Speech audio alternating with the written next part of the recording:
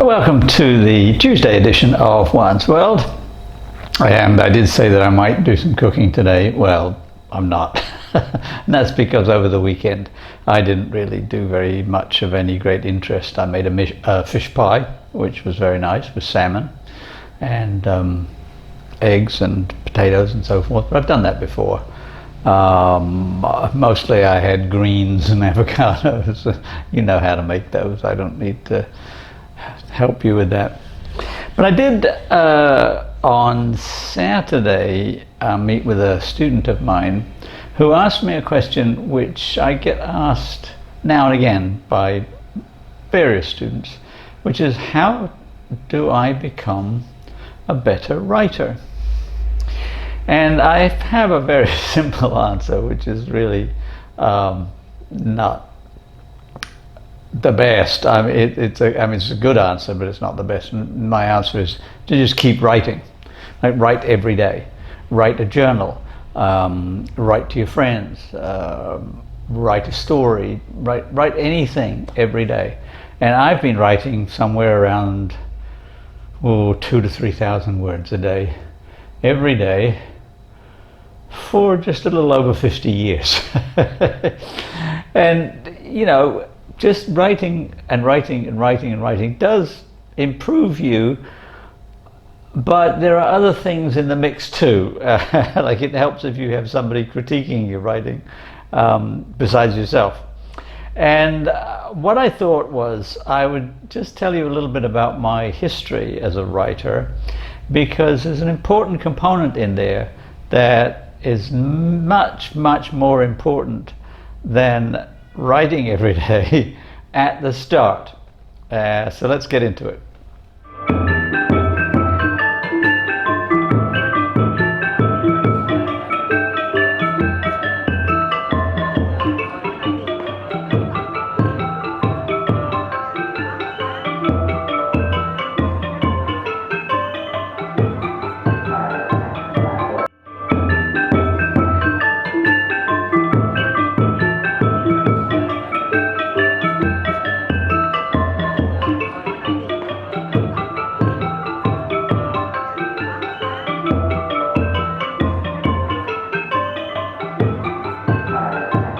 So when I was in primary school, elementary school in Australia, we had what we called composition, that is writing, pretty much, I'm not sure about every day, but most days. In the mornings we did three things. We did reading, some form of English grammar, spelling, what have you, all associated with our reading books. And our reading books were called the Wide Range Reader, which was very popular in Britain at the time. And there were three colors. There was a blue one, a green one, and a red one. And they were graded by years. So there was, you know, I was in grade 3, for example, I had Wide Range Reader, grade book 3. Blue one for the first half of the year, green one for the second. Moved on to grade 4, I had book 4, and so on, all the way up to 6, where it stopped, because elementary education stops, or did stop there in Britain, and then they moved on to secondary school. We stayed on for grade 7, and so we had a different reader, but the basic principles were the same. First thing Monday morning, new story, read it through, look at the grammar points, look at the spellings, and so on. Doing that all the way to Friday, when on Friday we had a dictation taken from the reading of that week, chosen by the teachers. You know, a paragraph that they would read out, and we had to write it down and make sure we got it all spelled correctly and whatnot.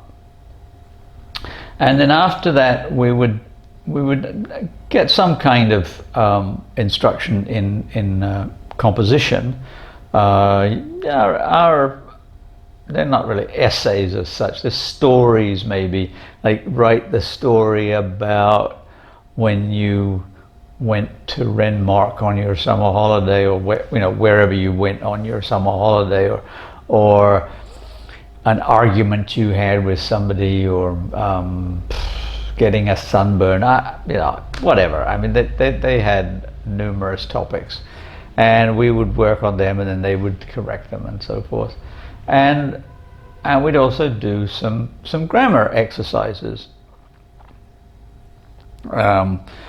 The parts of the verb and so forth. I remember in particular in grade 7, for example, learning about present participles, because I remember my teacher saying that the words that end in ing are present participles. So give me some sentences with the participle in it, like I like playing cricket. I don't like washing the dishes. And I remember one girl in the class said, I like the evening. And the teacher was kind of flummoxed. I mean, she was not the brightest bulb in the marquee, but and he tried to make it right by saying that there is a way to make evening a participle, as in the sentence, we are evening the score, like using the verb to even. I think it went over the heads of just about everybody. I mean, I understood it, and of course I still remember it. I mean, you got to remember, I was 11 at that time, so that's nearly 60 years ago. But I remember that very clearly. Maybe I remember it in part because the girl who said it was sitting next to me at the time. I'm not sure. I think I was helping her. I think that's one of the ways we had our class worked out. Like the students who did their work very quickly, when they had done it, could go and help out the students who were taking their time. And so that's why I was sitting next to her. So that was primary school. And then secondary school, more grammar exercises. We had a whole book that was nothing but grammar exercises, so that one day, for example, we'd have to do for homework a fill in the blank, and it would be which of the following fits in the blank. Is it to, T-W-O, to, T-O, or to, T-O-O, and or there, as in they are, or there, as the possessive, and so forth. And we did all that. But we also had reading books. First year we had Wind in the Willows.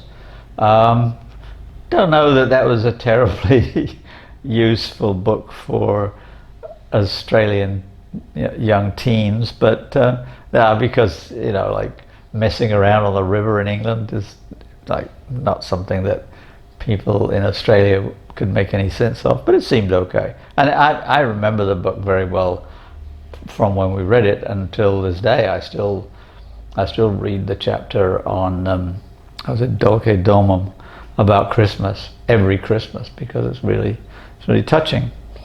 We did an Australian author, Colin Teeley, a book called Sun on a Stubble.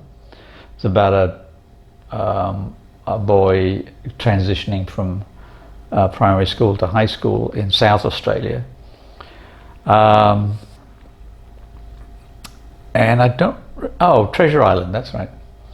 And then the next year we did, among other things, Gulliver's Travels, the complete Gulliver's Travels. That is all the 4 volumes, not just the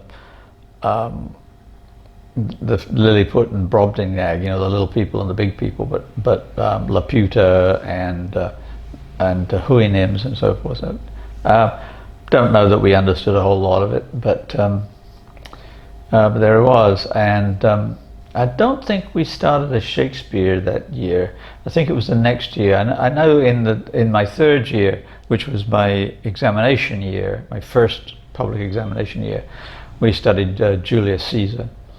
We also, in all 3 of the years that I was in high school in Australia, we did poetry from a book also graded, kind of like the wide range reader. I think it was called Vivid Verse or something like that, like 1, 2, 3, etc. And classic, all English, all English poetry. Some very famous poems like He Fell Among Thieves and Vitae Lampada and the Highwaymen and whatnot. So that was like bog standard English classes in not just Australia but in England as well. And then I moved when I was 14 years old to England with my family. And eventually when I was 15 years old, I went to a grammar school where I stayed for 4 years. And the head of English there had an idea that was revolutionary. See, he had thought, why did we have great authors in the 16th, 17th, 18th, even 19th century when nobody studied English? They when they went to schools, that when boys anyway, when they went to what are called the public schools, places like Heaton, Harrow, Rugby, St Paul's, whatnot, they learned Latin and Greek. That was it. I mean, they started learning Latin and Greek even before they went to secondary school. And when they got into secondary school, that's all they did. And they just worked through the classics, starting with the fairly simple stuff like Julius Caesar, for example, which is very coherent prose and very standard prose. And then moving up, through Cicero and then some of the poets like Catullus and Virgil in Latin. And in Greek, you're going to be doing Xenophon and Homer, and you're going to do that from your first year until you go to university. And what are you going to do at university? More classics. I mean, like, you might do something else in the process, but that's your education. So how did we get authors like Defoe and Swift, and when they weren't studying how to write, they weren't studying English literature? And his answer was, they all either lived in homes that were just chock full of books, or their school had a library full of books, so that when they weren't doing their Latin and Greek, which took up an awful lot of time, and then other things like some of them did sporting activities, but a few of them went off under a tree and read a book. And they read lots of books. And that's how they learned the basics of writing, by reading good authors. And they had plenty of them at their disposal. They had, Gibbon's Rise and Fall of the Roman Empire, the Decline and Fall of the Roman Empire. They had thousands upon thousands of books at their disposal in all kinds of genres, the fiction, non-fiction. You could read about the geography of the world, the history of the world, history of England, warfare, love stories, you read plays, you read anything. And so he got the idea that he wasn't going to teach grammar and spelling and all that kind of thing to us. He was going to require us to read constantly. And I was only in the school from the third form to the upper sixth form, so I didn't get the full story. But he started off everybody in the school, day one, year one, pick a book and tell me what it is. And so he would vet the book. You couldn't just pick any book that you wanted. But I don't know, I suppose, like if you were 11 years old, he'd be okay with The Secret Seven, written by Enid Blyton, let's say. She's an okay writer. And so you choose your book, and you got a period of time to read it, and it was not a long period. I think it was 2 weeks, certainly not more than that. And then at the end of the 2 weeks, you had to present him with a book report. And the book report had to cover like what the book was about, whether you liked it or not, and why, and maybe comment on the writer's style, and so forth. And then he would take that into market, and meanwhile you pick a new book, start again. So every 2 weeks you're turning in a book report for 5 years. That 5 years is the public exam for English. It was called GCE at the time. It's now called GCSE, O level. So for 4 years it's just reading. Then in the 5th year he would break down and teach them grammar. But meanwhile, he not only corrected our book reports, but he also had us writing composition essays every once in a while. I don't know how often. Maybe also once every 2 weeks, something like that. And his idea was that it's kind of a process of osmosis.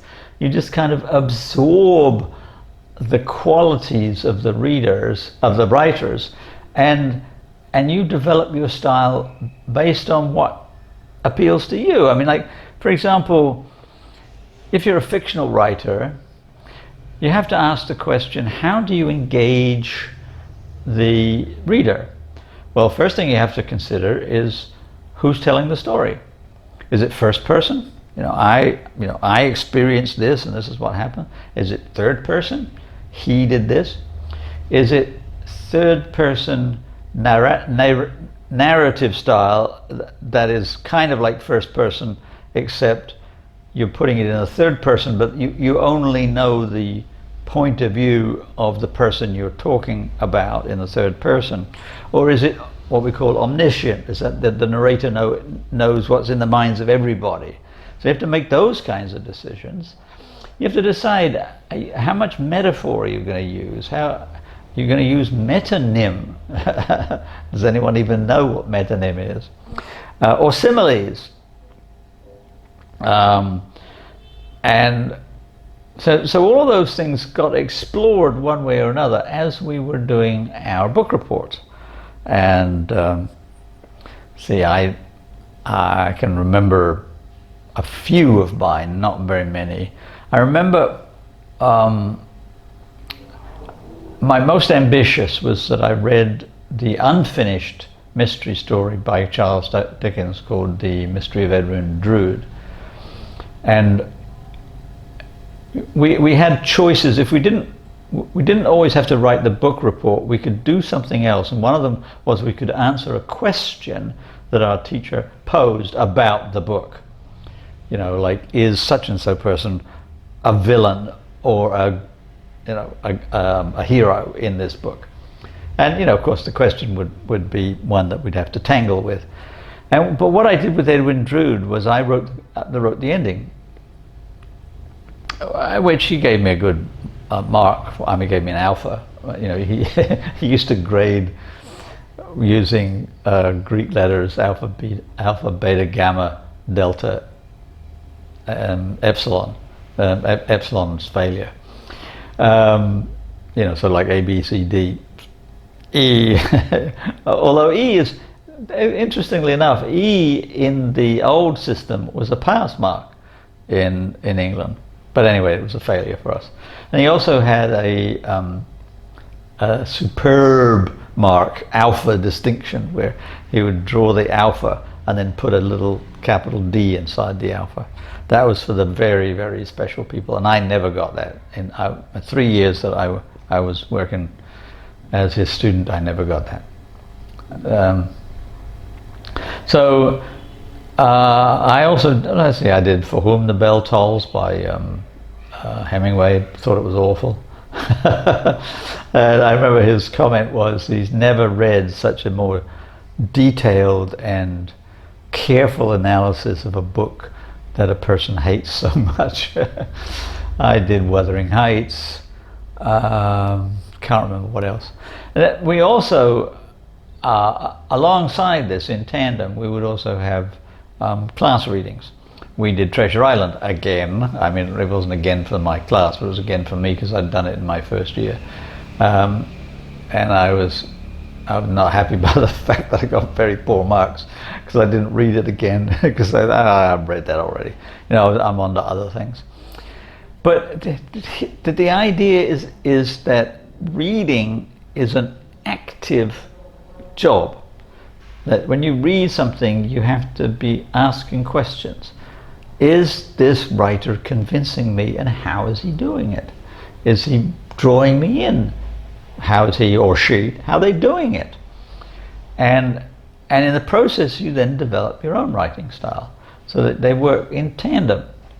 So my long answer to the question, how do I become a better writer, is number one, read a lot. And that's 1A, and 1B is read critically. Not necessarily important to read the absolute best of the best. It's okay to read just good writers. And so that's number one. Number two is to write all the time. And to write critically, and if necessary, give your writing to somebody else to look at and to critique. And do that. Do that for 50 years, and you'll be as good a writer as I am. Well, just do it. That's all. And what I know is that most people can't do it. Most people don't like it, and that's all right. You know, I like most people don't like reading. Like that's why I produce videos, because most people don't want to read what I think, but they'll tolerate a video, or they'll go to the movies. You know, what's Tolkien's Lord of the Rings about? Oh well, I saw the movie. Okay, very good. And people don't want to read books anymore, but they never did. I mean, that's the other thing, is that, you know, people say, oh, people don't read anymore. They never did. When I was young, people didn't read. That's why John Pierce had the book report system, to force people to read, as the way of encouraging to write better. So there's my lesson for this Tuesday. I trust you will have a glorious week. Please like, please subscribe, and I will see you on Friday, maybe even with a recipe. Who knows?